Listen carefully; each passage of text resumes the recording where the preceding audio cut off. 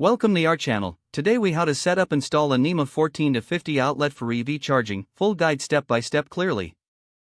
Before beginning, always ensure you are working safely and in compliance with local electrical codes. First, gather all necessary materials, including a NEMA 14 to 50 outlet, a circuit breaker, electrical wire, and tools like a voltage tester, wire strippers, and a screwdriver. Next, turn off the power at the electrical panel to prevent any electrical shocks during installation. Use a voltage tester to confirm the power is off at the circuit where you will be working. Once confirmed, remove the existing outlet cover and unscrew the old outlet, if applicable. Carefully pull the old outlet from the electrical box to expose the wires. Identify the wires connected to the old outlet. Typically, you'll see a black, hot, a white, neutral, and a green or bare, ground, wire. If no outlet exists, locate your electrical panel and mark where you will run the new wiring. Next, measure the distance to ensure you have enough electrical wire. Install the new dedicated circuit breaker in the panel for your NEMA 14 to 50 outlet. Run the appropriate gauge wire, typically 6 gauge, from the breaker to the location of the new outlet.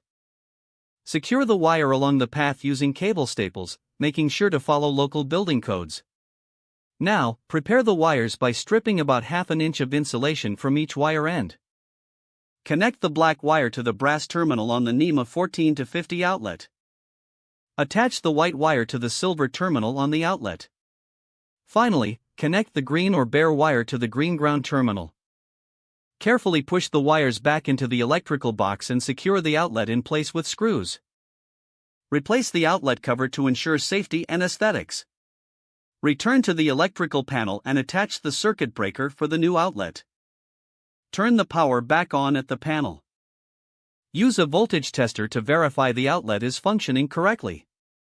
After confirming the outlet is live, test it with your electric vehicle charger to ensure proper operation. If the page does not load, refresh the browser or try again in a private or incognito window. Make sure you are using the correct email address, then retype it carefully to avoid small typos. If your password is not accepted, use the reset option and create a new strong password you can remember.